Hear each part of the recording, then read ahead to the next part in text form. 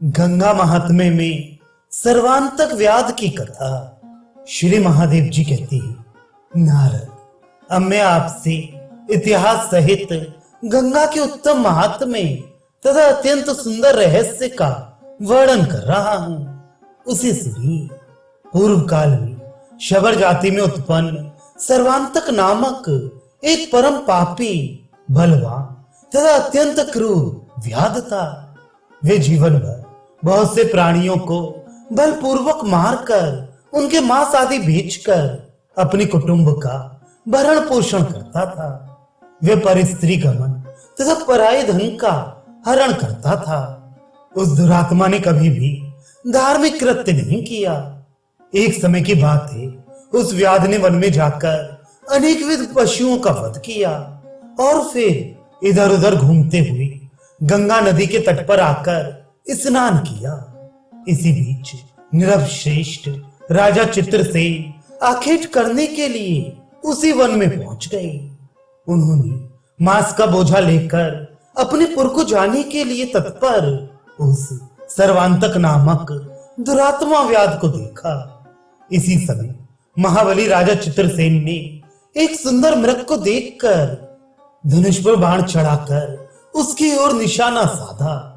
वह मृग बाण चलाने को उद्यत महान ओजस्वी राजा चित्रसेन को देखकर बड़ी तेजी से भागा। तभी राजा ने बाण चला दिया। मुनि श्रेष्ठ बाण से विदा हुआ वह मृग रक्त से लथपथ होकर उस व्याध के पास आया। व्याध ने राजा को नहीं देखा और उस व्याकुल मृग को देखकर उसने उसे पाश में बांधकर उठा लिया और राजा ने उसे ऐसा करते हुए देखा। मुनि श्रेष्ठ तत्पश्चात उन क्रुद्ध बलशाली राजा चित्रसेन ने भी वहां आकर अनेक पाशों से उस पापात्मा व्याध को बांध दिया। तदनंतर उस पापी व्याध को तथा मृग को लेकर राजा चित्रसेन उत्तम घोड़े पर सवार होकर अपने पुर की ओर निकल पड़े। जाते समय राजा ने नाव पर चढ़कर गंगा को पार किया और मुनि उस समय संपर्क में आ जाने से व्याध ने उन भगवती गंगा को देख लिया। तत्पश्चात अपने पुर आकर अत्यंत कुपित राजा ने उस पापात्मा व्याध को कठोर कारागार में डाल दिया। तब कुछ समय बीतने पर वे सर्वांतक नामक व्याध कारागार में मर गया। इसके बाद यमदूत उसे पाशों से बांधकर ले जाने लगे। ठीक उसी समय भगवान शंकर की आज्ञा से शिवगण उन यमदूतों को हराकर उस व्याध को शिवलोक ले गए। शिवगणों से पराजित यमदूतों ने धर्मराज के पास पहुंचकर शिवगणों ने जो कुछ किया था वह सब उनसे कह दिया। उसे सुनकर धर्मराज ने महान बुद्धि वाले चित्रगुप्त से पूछा, ये व्याध सर्वेश्वर शिव के सानिध्य में क्यों ले जाया गया? आप ये देखिए कि इसका कितना पुण्य है तथा कितना पाप है, क्योंकि पुण्य तथा पाप के अलावा मैं कुछ भी नहीं देखता हूं।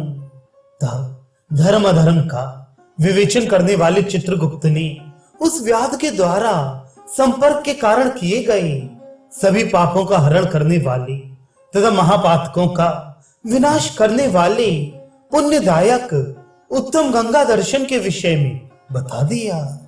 महामती उसे सुनकर धर्मराज अत्यंत आश्चर्यचकित हुए और गंगा को प्रणाम करके उन दूतों से यह बात कहने लगे। धर्मराज बोले, दूतों, जो लोग संपर्क से भी अति पावनी भगवती गंगा का दर्शन करते हैं, वे सैकड़ों पापों से युक्त रहने पर भी मेरे द्वारा कभी दंडित नहीं किए जाते। पतितों का उद्धार करने वाली भगवती गंगा का जो एक बार भी स्मरण कर लेते हैं, वे सैकड़ों पापों से घिरे रहने पर भी मेरे द्वारा कभी दंडित नहीं किए जाते। जो लोग उन द्रव रूपणी गंगा देवी का भक्ति पूर्वक निरंतर ध्यान करते हैं, सैकड़ों पाप करने पर भी वे मेरे दंडनीय नहीं हैं।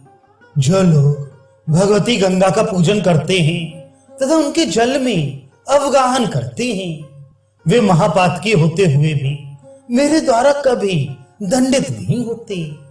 गंगा में देह त्याग करने वाले प्राणियों की आज्ञा के मैं स्वयं अधीन हूं।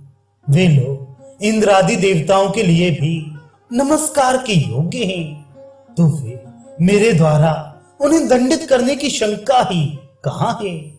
श्री महादेव जी कहते हैं, मुनि इस प्रकार वे यमदूत धर्म ज्ञानी श्री यमराज के मुख से गंगा की ऐसी महिमा सुनकर अत्यंत विस्मित हुए। जो मनुष्य एकाग्र चित्त होकर इस उत्तम अध्याय का पाठ करता है, उसे महापाप करने पर भी यमदूतों से कोई भय नहीं होता।